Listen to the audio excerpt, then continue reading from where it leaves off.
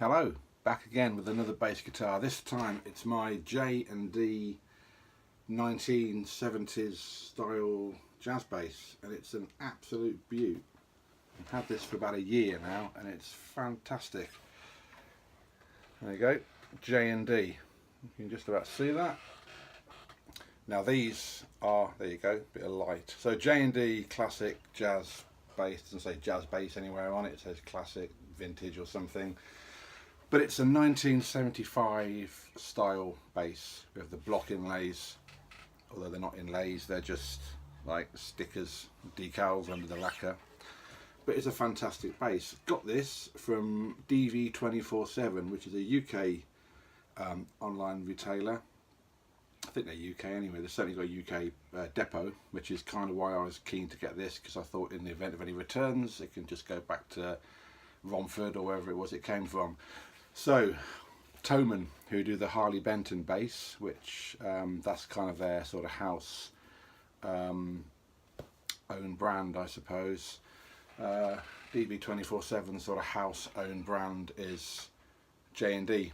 I think in Europe they're called Jack and Danny, but I think that's unfortunate rhyming slang in the UK for something else, so they're just called J&Ds. Build quality is fantastic. Just to say, this was about 100. When I got this a year ago, it was a shade over £100, like 102 or something like that. They're a little bit more now. I think they're about 100. Last time I looked, they're about 112. But even so, you know, to buy a bass of this quality for that price, even 10 years ago, it just wouldn't. Just, you know, there's just no chance at all. It's fantastic. It's pretty hefty. It's very similar in build quality, or you know, it's the build quality is as good as the Harley Benton, which I've got, which I talked about in an early video, apart from one thing which I'll come to in a little while. But they do look so close. Even the headstock shapes are really similar. I mean, the Harley Benton's got like a sort of a satin finish, whereas this is very heavily lacquered, heavily gloss lacquered, to kind of replicate that 70s feel. But shape wise it's very, very similar to the Harley Benton headstock, and I wouldn't be at all surprised if these come out the same factory as each other, same kind of price point, very high quality build for the price. So yeah, brilliant. I really wanted a jazz bass.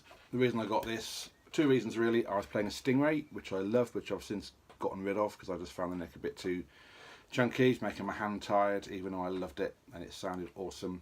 So that went, but before that went, I wanted a backup bass, and I also wanted to learn about things like truss rod adjustment, which I'd never really gotten into because, you know, I was a bit worried to start performing adjustments on expensive basses in case you screw it up. So I thought, well, you know, buy a cheap bass, I can mess around with the truss rod, see how I get on with it. You know, if I want to swap out the pickups or swap out the bridge or anything like that at a later date, I can do that. And I haven't really lost anything, and I could end up with a really fantastic bass for very little money as a backup bass, and also it sort of gives me something to learn how to do all that kind of stuff on. The other thing as well is it gives me the chance to get into the world of jazz basses. I played a jazz bass. When I first started playing bass many years ago, I bought a Precision, a Squier Precision, which was excellent. But when I was in the shop, I tried a Squier Jazz, and I hated the neck. Found it far too slim, really couldn't get on with it, too thin, wasn't going to happen, didn't do it, didn't go anywhere near jazz basses for a very long time, until I tried a jazz bass a couple of years ago and thought, actually, that's quite nice. It's a bit more comfortable, it's easy to play, the string spacing, which had been a problem for me before, for some reason wasn't now. Maybe my technique's better, although my technique's not that good anyway, but it just seemed to be easier to get on with as a bass guitar. So toe in the water, back into jazz bass world for £100, let's do it, I thought. So this turned up from DV247. Have to say, DV247's customer service was fantastic. This came really quickly. I think it came in about 2 days, but you know, the tracking was really good. The customer service on email was absolutely brilliant. Couldn't fault them at all. So really good. So I don't know what the body is. I think it's basswood. Assume it's basswood. It's pretty chunky. It's got the traditional sort of Fender type, relic. It's got the sort of the kind of Fender traditional bridge, that's the word I'm searching for. It's got 2 pickups, obviously jazz bass style pickups. I don't know who makes them. Harley Benton's Precision is made by, their pickups are made by Roswell now. I don't know who these are made by, but they're pretty good. Got no complaints at all. Like I say, it's got the block inlays, the 70s style block inlays, which are decals under the lacquer. It's got binding, or fake binding, on the neck, which is really nice. And it's got the tuners, the classic style tuners on the back, which are cool as well.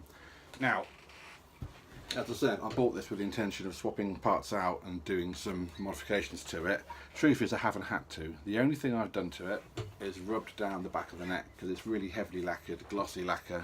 You probably can't see that because it's, you know, a bit far away to see it in any sort of detail, but that's been rubbed down with some wet and dry paper. I forget which one it was I used. I think it was 1000 grit anyway. But that just gave it a nice satin feel, and if ever I want to get that back to gloss, which I don't, but if ever I did, I could just polish it up and it would come back.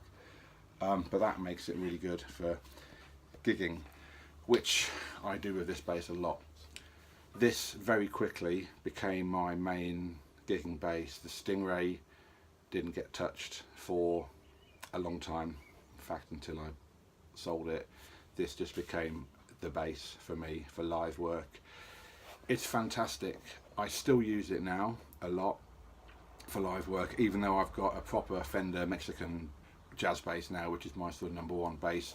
I still gig this just as much as I gig the Fender, because, you know, we play, well, for a start it looks awesome, sounds great, which I'll come to, and it just plays really, really well. You know, it's a solid bass. We play pubs in my band, and we play parties and stuff. Parties and things, and some of the pub gigs are safer gigs because you're at a bit of a distance from the audience.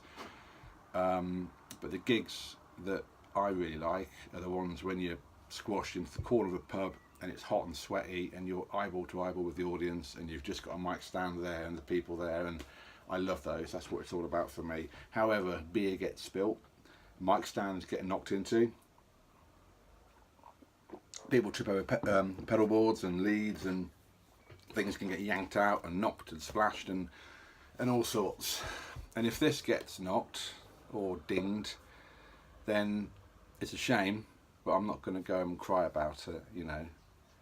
I always look after my stuff. I don't abuse it. I don't mistreat it on purpose, but I'm not precious about it. At the end of the day, it's a tool, and it's a tool to do a job, and if it gets a knock or a bang or something, then, you know, that's the way it is. This took a bit of a hefty knock there at a gig that we did somewhere, around there somewhere. Some drunk young lady decided she wanted to come and play air bass and air guitar with me and Dean, our guitarist, and she tripped over his pedals, went into my mic stand and knocked it, and it fell and chipped the guitar there. I think it took a hit there as well. But anyway, you know, it's one of those things, line of duty and all of that, no big deal. Yeah, so this gets gigged a lot, and to be honest, I've had a few snobby comments from people. Oh, it's not a real Fender. Who cares? You know, do you really care? I don't care. Does the audience care? The audience couldn't care less. You know, the only people who care what equipment you're using are other musicians, you know, other bass players. And I just think if, you know, if other bass players are sort of that snobby about it, then that's their issue rather than mine. It's a fine instrument and I'm very happy to play it. I even had somebody suggested to me, oh, you should take the decal off and put a Fender, you know, reshape the headstock, round it off so it looks more like a Fender, and put a Fender decal on it. And I was like, why? You know, it's not a Fender. Why am I going to try to pass it off as a Fender? You know, it's very obviously a cheap jazz bass, and that's just the way it's going to stay. So it's awesome, and I love it, and I gig it a lot, and I will continue to gig it a lot. Let's have a little listen to how it sounds. These have got, actually the only poor thing about it, actually there's two two poor things about it as I drop my plectrum. The first thing, the strings that came on it were crap. I don't know what they were. Excuse me, before my coffee goes cold. The strings that came on it were rubbish, and they were, I think when you buy a Harley Benton, you get your D'Addarios fitted on it. I don't know what these were, so maybe they don't come out the same factory, but they were not very good strings. They were dead and they felt shiny and glossy, and I just didn't really like them, so I took those straight off. And these are Slinkies, Ernie Ball Slinkies, the Super Slinkies, the ones in the pink pack, which I think they're hundreds. That's the ones I like. So these are on there.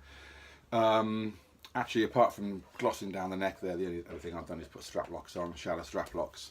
Now, the only issue I had with it, because it came in tune, it came set up, little bit of forward bow on the neck. I did have to do a little bit of truss rod adjustment, which was a bit of a, you know, gritted teeth moment, because I'd never done that before. But it came with an Allen key, put it in, did the adjustments that I needed to do, and all good, all fine, worked.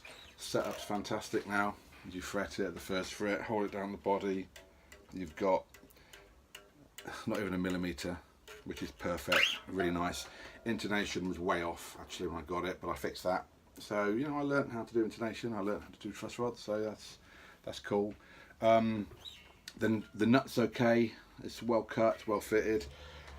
The knobs, I don't know what pots are inside, but the knobs themselves feel a bit cheap, a bit plasticky, but you know, £100 base, that's what you get, isn't it? But they work and they're fine, and from a distance no one can see, and it doesn't really matter. The only bad thing is the frets. Some of the fret ends, if like this, I'm going to start here. Nice. Oh, getting sharp around here, around the sort of the 10th, 9th or 10th fret, they start to get sharp. And on the bottom, particularly here, they're really sharp. They're sharp enough to, if I do that, probably can't see, sharp enough to cut my little finger. It's easily rectified. The fact that I haven't rectified proves how much or how little of a problem it is for me. I don't play up here really, I play down here. We just do sort of rock covers, and I just hit the strings with a pick and make a noise really, so I'm not really doing loud, you know, not loud, fast sort of high neck soloing stuff. I'll get it fixed one day, but for now it's no big deal. Right, enough waffle, let's have a listen to it. Let's plug it in. Okay, so you've got your two pickups, you've got your neck pickup, you've got your bridge pickup, you've got master tone, and then you've got volume for that pickup and a volume for that pickup. My Mexican Jazz has got master volume for both pickups, which is brilliant, and I'm going to get this rewired so that that becomes a master volume and that becomes a pan between the two pickups, which is what my Mexican Jazz has, which is much more useful. So I'll just do both pickups on.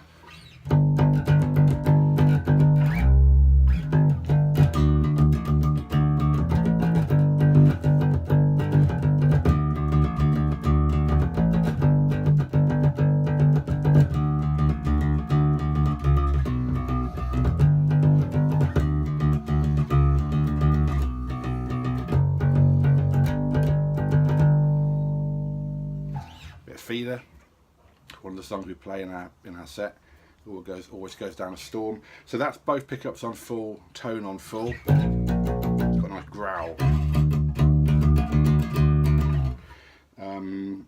Back pickup only, quite thin. It's not going to cut it with my band really. It's quite funky. Roll the tone off a bit.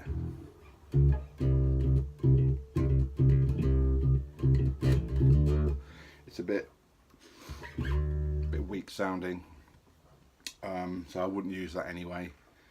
If I take that one off, put the neck pickup on full, a bit more P-bassy. Take the tone right off, you get a sort of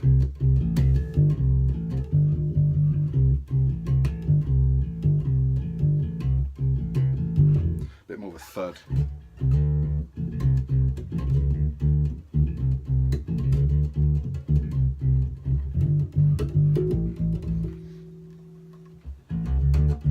tone. Both of them on back on full, back on tone.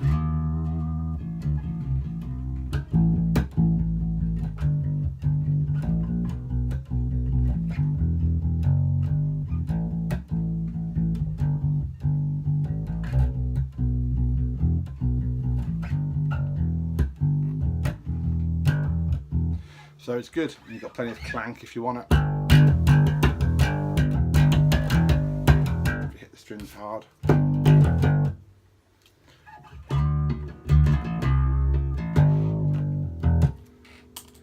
So that's it. It's lovely. It's really nice, and I can't recommend them enough. For 25, what am I on about? 100 and a bit pounds. They're absolutely brilliant. So yeah, DV247, the J and D 75 style jazz bass, and yeah, check them out. Thank you.